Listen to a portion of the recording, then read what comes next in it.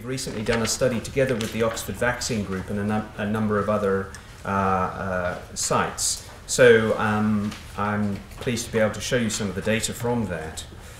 But the background to this is that premature infants, as I suspect you all recognize, are at increased risk of infections. And that is all infections. So here are data from a neonatal infection network that we coordinate called NEONAN, just simply showing the proportion of babies according to their birth weight category who have one or more bacteremias, positive blood cultures, during their neonatal stay. And you can see that nearly half of babies who are born at less than 1,000 grams, extremely low birth weight infants, have infections. This also applies to vaccine-preventable infections. So there are data from a number of studies demonstrating an increased risk of vaccine-preventable infections in preterm infants. So some of those are studies are shown here. So for pertussis, for pneumococcus, 2 studies, for rotavirus, for the complications of influenza, particularly in those with chronic lung disease, and we showed in the UK an increased risk of Hib vaccine failure in preterm infants. And also there's an increased risk of infections due to some of the new vaccines that, in fact, we'll be talking about a little bit later. So for RSV and Group B streptococcus, there is a significantly increased risk of disease in preterm infants. So despite all of that, premature infants are less vaccinated. We know that compared with term infants, the vaccination coverage of premature infants is lower and is more likely to be delayed. And there are multiple studies that demonstrate this. Why is this? So when people are asked about that, they will say things like, well, the vaccines don't work so well in preterm infants. The infants are too frail, they won't cope with the vaccine, and or it may cause serious side effects for them.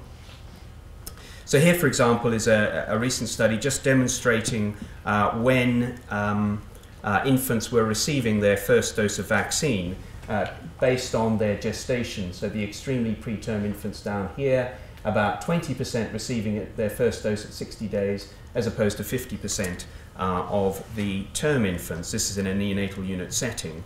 So the more preterm the infant, the more likely their vaccination is to be delayed. So the question, vaccines don't work so well, is that true? We certainly know that compared with full-term infants, there are a number of aspects of the immune system of preterm infants that are less mature, and that is in all of the important aspects or components of their immune system. They're also exposed to a number of things that may affect their immunity even more, or may suppress their immunity even more, so steroid medication, for example. They also have reduced muscle mass by definition compared to that of term infants, and that may impact on the immunogenicity of vaccines. So here are some studies, or here is a study which compares the lymphocyte count in preterm infants with that of term infants, and that is so at 2 months of age, so before vaccination, and at 7 months of age after vaccination. And you can simply perhaps see that comparing the preterm infants with the term infants, they have less numbers of these important lymphocytes of the different types.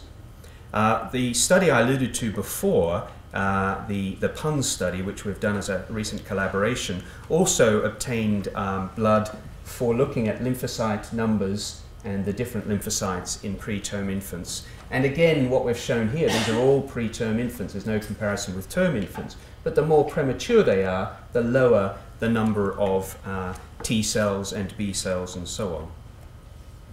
We also know, so that's the absolute numbers of these cells. But what about the function of these cells? Well, we also know that neonates, preterm infants, are their T cells in particular are less able to work less well than that of term infants. And this is a study that demonstrates the particular types of T cells and how they respond to a particular stimulant, showing that for preterm infants they respond less well than term infants. Preterm infants, however, have less maternal antibody. And I say however because we know that maternal antibody can interfere with the vaccine response in an infant. The reason that, because infants have low concentrations of maternal antibody, and that's total antibody as well as vaccine-specific antibody, and that's nicely shown here, which is, this is the proportion of maternal IgG. So we know that the transplacental transfer of antibody, of IgG, is predominantly in the 3rd trimester of pregnancy. So a 28-week gestation baby, if they're born, will have perhaps 10% of the amount of IgG that their mother does. But at birth, they will have actually slightly more than their mother does, because it's an active transport process. But then over the first 3 months of life, the IgG in the baby goes down until they start making their own. So there's a nadir here at 3 months. So this area here is where they're susceptible to infections. And those infections are general infections, as I've mentioned before, but also vaccine-preventable infections. So this actually compares the transport of antibody for vaccine-specific antibody to tetanus and pertussis and diphtheria, mense and Hib. And you can see by gestation, so the very preterm infants here, out to the term infants. So just making the point again that preterm infants will have less total antibody as well as specific antibody. That leads to their increased risk of vaccine-preventable diseases, so a 2 to 3-fold increased risk of invasive pneumococcal disease because they have less antibody to the different serotypes. But as I say, a potential benefit of this might be there's less inhibition of the infant antibody responses because maternal antibody can interfere with the vaccine antibody response of the infant. So the answer to all of this, of course, is to be gained by doing the studies. So what do we know about whether vaccines work in preterm infants? I should begin this by saying that one of the problems here is that there are relatively few studies in preterm infants, and preterm infants are invariably excluded from pre-licensure studies of new vaccines. It's always one of the exclusion criteria in a vaccine study, prematurity. And that applies to immunogenicity studies and also efficacy studies. Efficacy studies in preterm infants are almost non-existent, although there are now a couple of examples where preterm infants have been the focus of an efficacy study for a vaccine. And even when we have the studies, the numbers are usually, the sample sizes are usually quite small. The schedules that are used in those studies often vary depending on where they have been done. And there are different inclusion and exclusion criteria. So if you look at this particular study, for example, in their study of preterm infants, they only included healthy preterm infants of more than 32 weeks gestation who had not received any blood products or treatment likely to affect their immune response, which is all well and good, but for us, how can we relate these studies to the babies we are managing in everyday practice, who are the babies who are less than 32 weeks, often, and who are not necessarily healthy? There will be a lot of concomitant illness amongst these infants. So what do we know? We know that for the protein vaccines, these are very immunogenic anyway, and indeed are very immunogenic in preterm infants. So this is quite an old study, but looking at diphtheria and tetanus vaccines. Here we're looking at tetanus vaccine. So what you can see here is the amount of antibody before vaccine at 2 months of age in preterm infants compared with term infants. As you would expect, preterm infants have lower levels of antibody because there's less opportunity for transplacental transfer of antibody. But after vaccination, the amount is pretty similar. There is a bit of a range here, down to here in the preterm infants. But the other thing about tetanus is that the amount of antibody you require is way down here. So they're well above the protective threshold. For polio vaccine, we have some studies, and this just shows that in preterm infants, in absolute terms, this preterm is blue, term is purple, they have less antibody to the 3 serotypes, but in terms of the amount they need to be protected against polio, it is, as you can see, equivalent because the protective concentration is quite low. So the absolute antibody levels are lower in preterm infants, but in terms of protective proportions, they are equivalent. And that's a bit of a theme for preterm infants and how they respond to vaccines. There is this issue about the other aspects of their immune system. So I'm just talking about antibody, but if we look at other aspects, cellular immune responses, and I showed you a slide earlier where we can demonstrate that preterm infants respond less well in some aspects of their immunity, their cellular immune responses. That is also true here when it comes to responding to the polio vaccine, but their antibody levels, as I've shown you, are similar. What about the rotavirus vaccine? Well, there are some good data, in fact, on the rotavirus vaccine in preterm infants.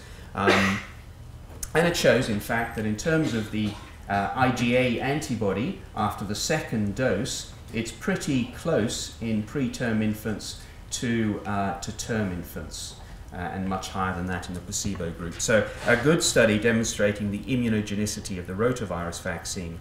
But more than that, we have effectiveness data in preterm infants with the rotavirus vaccine.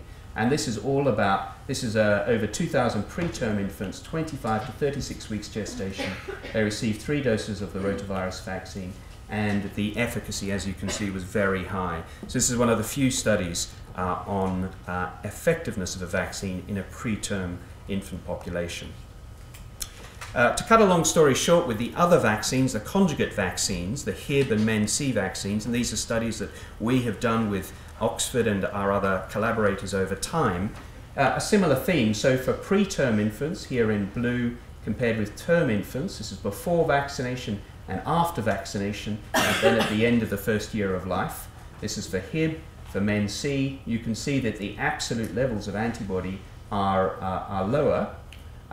This is now the protective levels, and after vaccination it's pretty similar. There is a decline towards the end of the first year of life, which is why that booster is particularly important for all infants, but particularly for preterm infants. A timely booster is necessary. And the same here for the Men-C vaccine. After vaccination, they're similar in terms of protective concentrations, despite the levels, the difference in absolute antibody levels. Here's the pneumococcal vaccine study, another study that we've done in our collaboration, and this is at 5 months of age after vaccination, lower levels for each of the 7 serotypes. This was a 7-valent conjugate, but in terms of protective thresholds, with the exception of 6B, they are pretty similar. So in general, with regard to, so the question, do the vaccines work in preterm infants? With regard to immunogenicity, preterm infants may achieve lower antibody concentrations after primary vaccination compared with full-term infants, but the proportions achieving protective concentrations are usually equivalent. The differences become more evident the longer you go after vaccination, hence the importance of that booster dose. So, one of the questions we were interested in addressing is, given this difference between the different schedules, is it possible to identify a schedule that is best for preterm infants? Or is the current schedule that we use for term infants adequate across the board? And there are some studies, this is with regard to the meningococcal C vaccine, just comparing in preterm infants different schedules. And you can see there are some differences here. So this is perhaps the basis for looking at that. And so the study that we did, the PUN study, looked at 200 infants, and they were randomized to 3 different schedules of the Prevnar 13 vaccine, the PCV13 vaccine. They either got a 2-4-month schedule, a 2-4-13 12-month schedule, a 2-3-4 12-month schedule, or a 2-4-6 12-month schedule. And these are all schedules that are used we've used both of these, the top 2 schedules in the UK, and the third one is typically thought of as the US schedule, the 2-4-6-month schedule.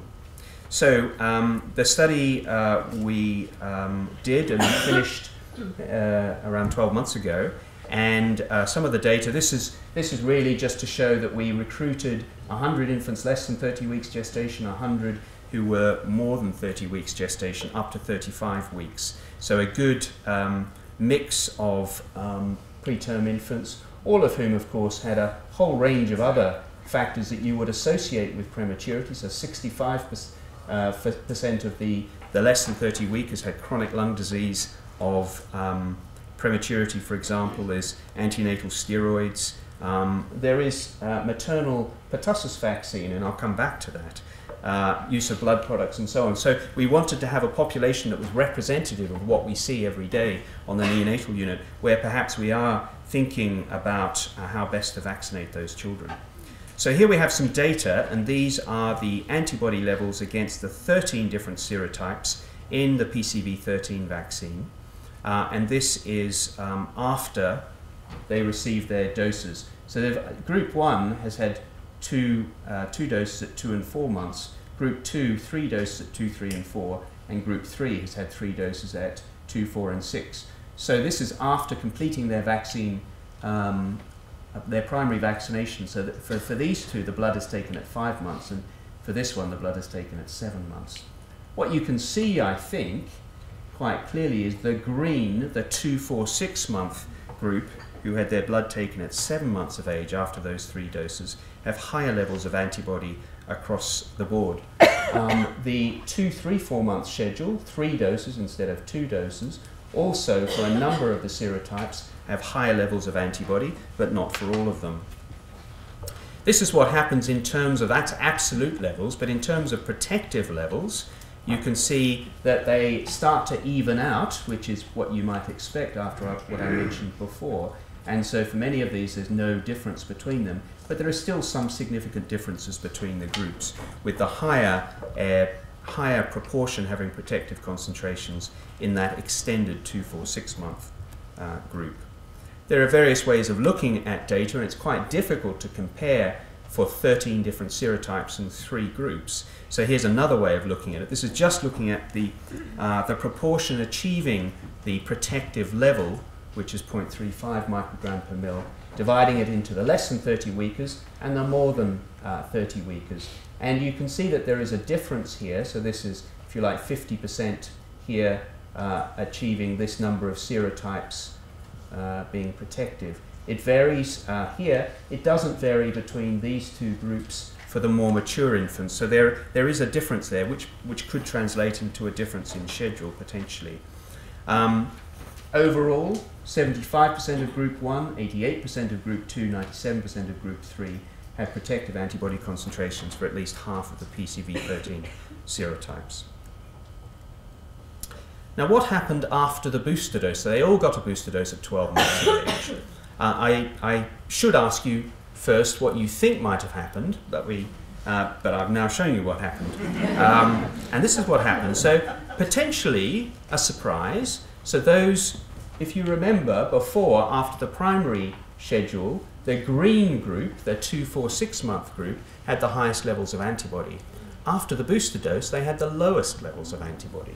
The highest levels of antibody were in group 1, which just had 2 doses at 2 and 4 months instead of the 3 doses at 2, 4 and 6. So there you are.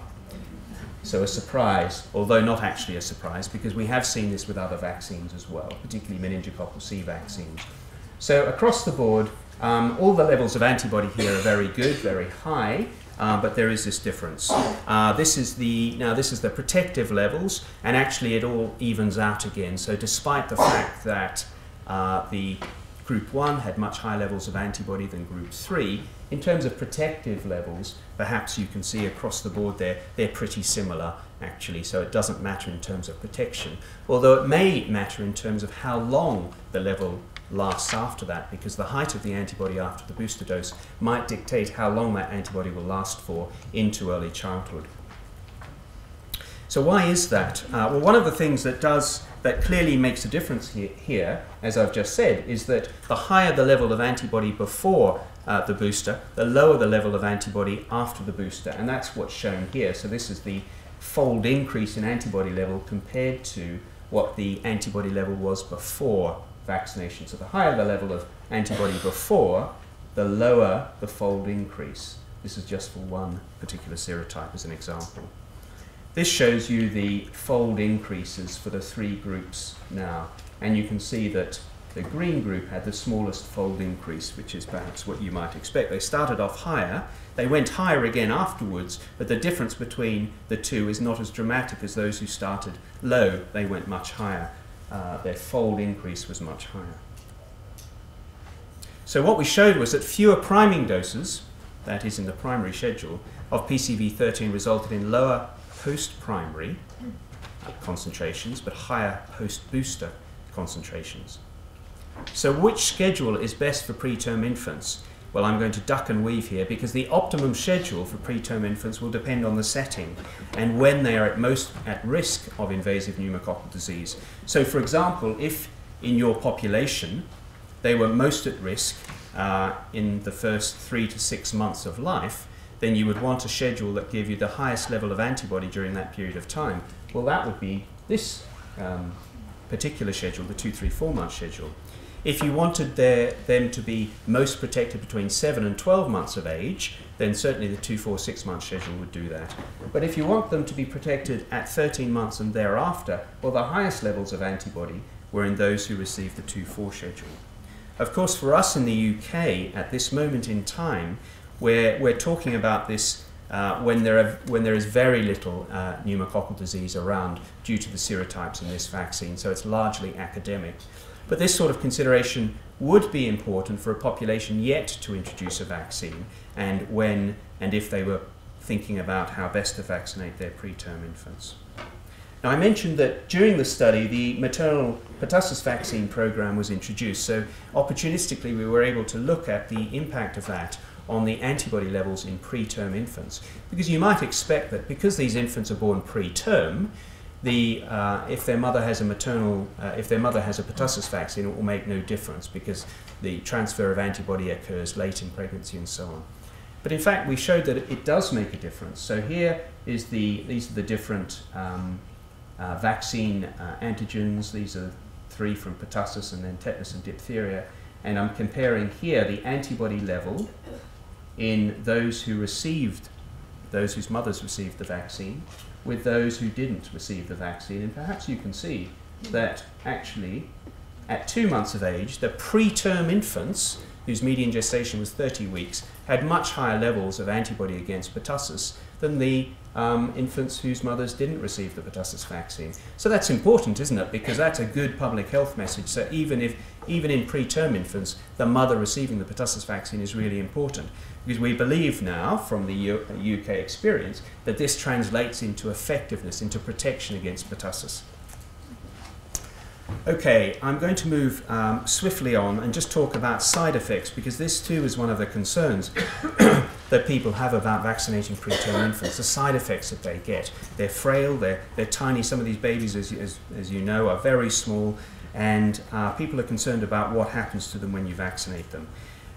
Suffice it to say, with in our study, the reactogenicity was as expected. There was no difference between the schedules, actually. But the thing that concerns people most are these more severe events that can occur in preterm infants, these severe cardiorespiratory events, apneas, bradycardias, need for more oxygen, and so on. The problem is in preterm infants, these things happen anyway.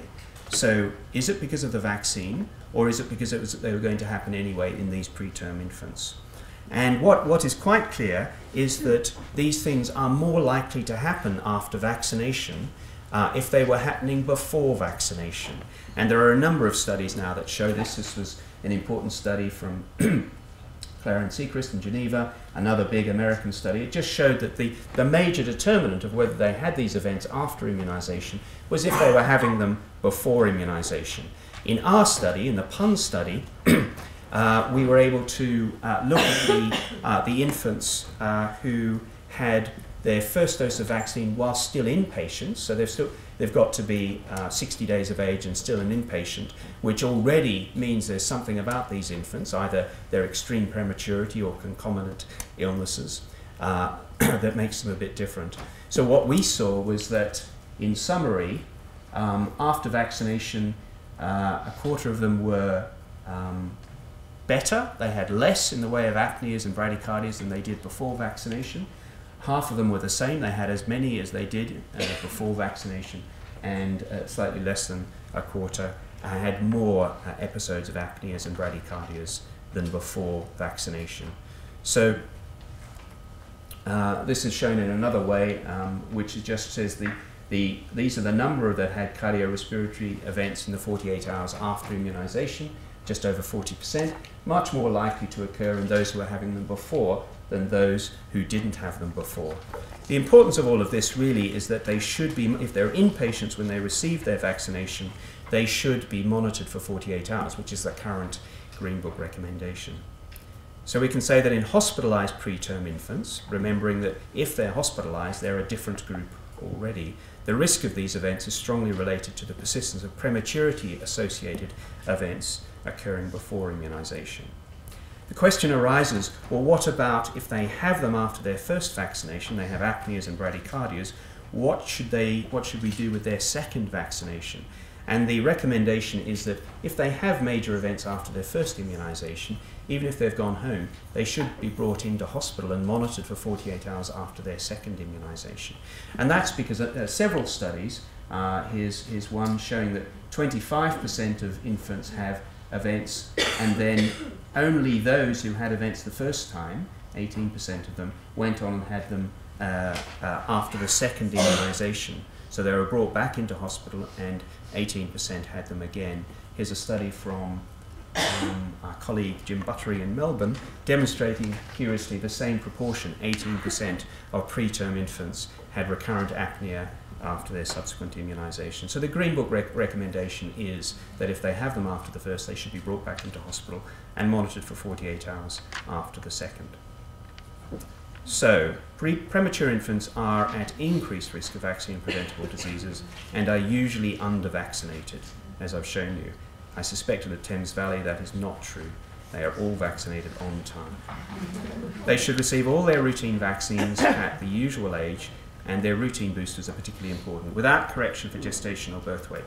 Pregnant women should receive the pertussis-containing vaccine on time to ensure maximal protection for premature infants.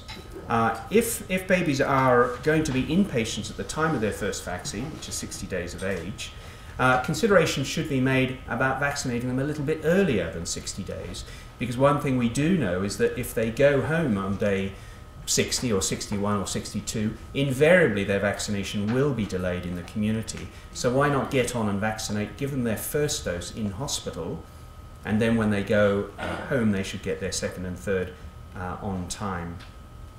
Of course, really important to think about vaccinating everybody else in the neonatal unit and their family, and I've mentioned about monitoring afterwards. So just anticipating a question about the MenB vaccine and preterm infants before you ask it. This is obviously important because we know, as Matthew and others have been saying, this is a very reactogenic vaccine, and so people are concerned about the reactogenicity in preterm infants. And there are no data, there are no studies. We're trying to get a study going to look at the reactogenicity and immunogenicity and perhaps the best schedule for preterm infants. But what we are doing in collaboration with Public Health England is we are doing an audit of MenB vaccination in the neonatal unit. And well, it's on the Batten website, and it's a standard pro forma for infants who receive their MenB vaccine while still inpatients. And we have data now from about 80 babies who are in that group, but we haven't yet analysed the data. So hopefully we will gather data about what happens when preterm infants are vaccinated on the neonatal unit. There are lots of people who've been involved in the studies that I mentioned, and they're all acknowledged here. Thank you very much.